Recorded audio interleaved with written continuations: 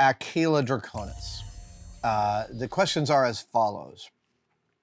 I want to decoupage old hotel-style furniture with old torn comic pages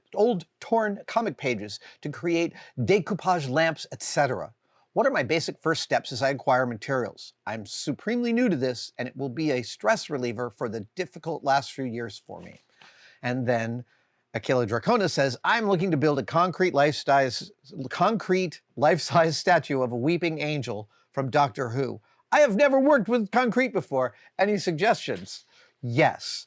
Akeladraconis' question helps me answer True Dad of Two's question. Akeladraconis, concrete is marvelous stuff, and you can do amazing things with it. To do a life-size statue of an angel is a really, really involved bit of concrete work. It is multiple steps. It requires a lot of internal engineering. And so my suggestion to you, akeladraconis, would be, number one, as always, go watch some YouTube videos of people trying to do the same thing you're thinking about doing. Number two, try and figure out how you want to do it. Because listen, there's a million ways you could make a concrete life-size statue of a weeping angel from Doctor Who. You could 3D print your mold in negative if you wanted. It would take a while, but it's certainly feasible. But both of these are questions about something the asker has not tried before. And so akeladraconis, I hope my answer here to True Dad of Two helps you. There is something I notice when people are interested in tackling a new task and they come to me and ask me, is this a reasonable project to start with? And it is very frequent that the project the person wants to start with is, I can see, hugely ambitious. There's nothing per se wrong with an ambitious project, except that if you don't know that it's ambitious, the amount of time it takes can basically throw you off your horse. So, True Dad of Two, you want to decoupage some hotel-style furniture and create lamps, etc. My recommendation would be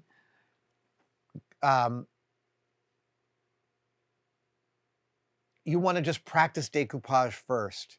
You don't want to go buy a nice piece of furniture that you have this idea it's going to look great decoupaged and then start on that.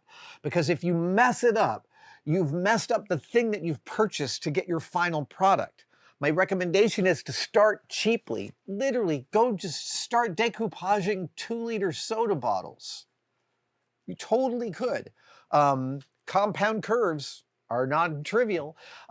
You can buy paper mache objects online for fairly cheap to be used as like Christmas decorations. There used to be this amazing store in San Francisco called Fantastico, and they sold all sorts of amazing things for throwing big parties. And they would sell paper mache stars and angels and elephants and animals and all sorts of different stuff. You could buy some paper mache forms and decoupage those. It's a nice inexpensive thing.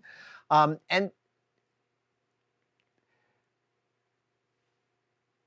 what I know that you don't is that there are a lot of different comics you could use.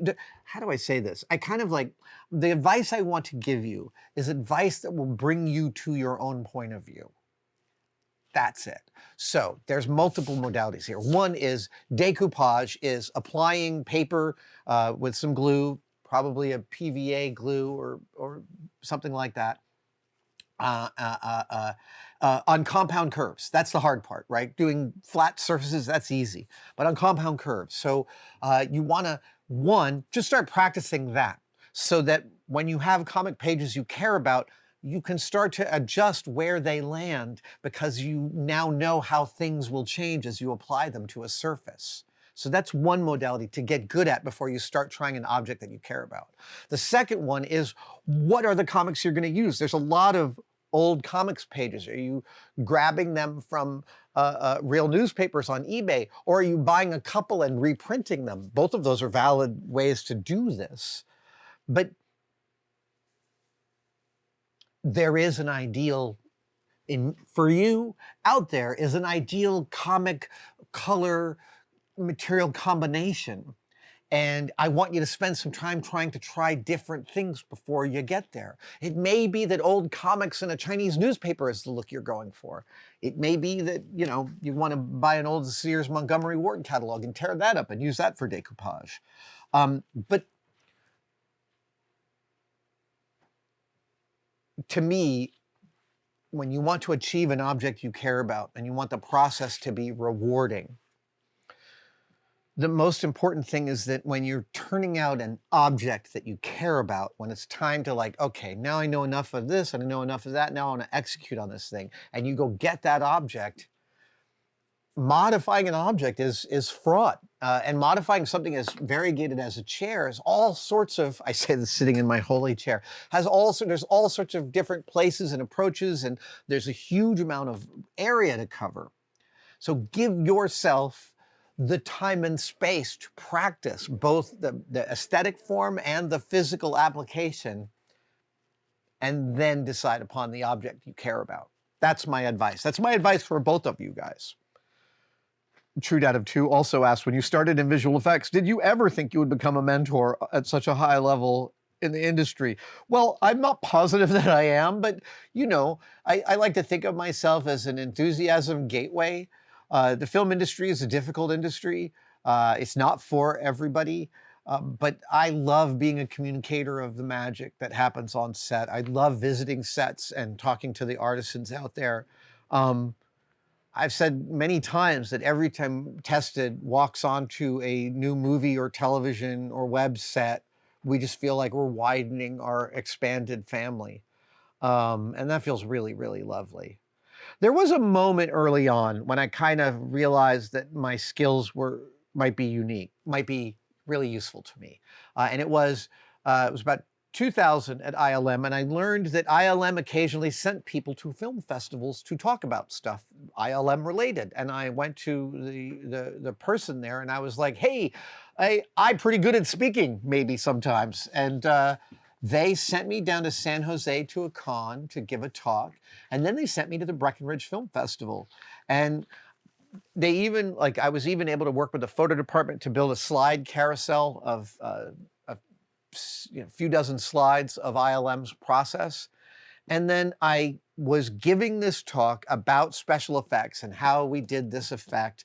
And I was showing the various elements that people, you know, that we shot at ILM to put this effect together.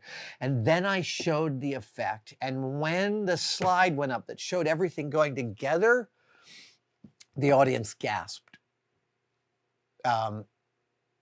They gasped with this, that sound. No better sound from an audience ever. And the other thing was that, like, I'm in Breckenridge, I'm in this police station in Breckenridge. So it's like this tall-sided, sort of old Victorian kind of theater. And it's about 400 people in there, and they were trying to do an intro of me, but the guy who was doing the intro was only told like a minute before to do the intro, and he was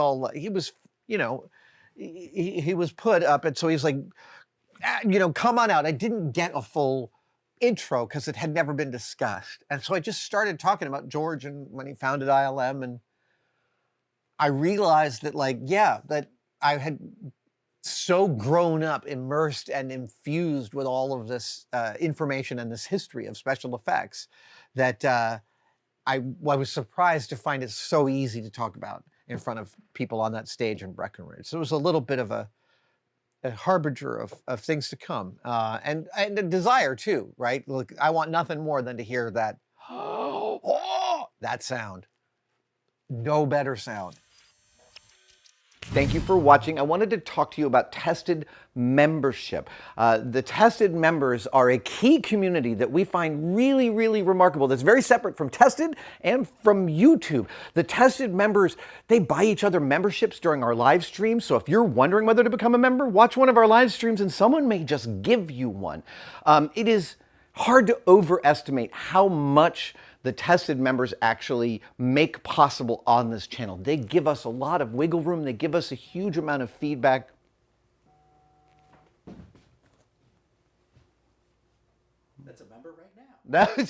Thank you so much for enjoying your membership.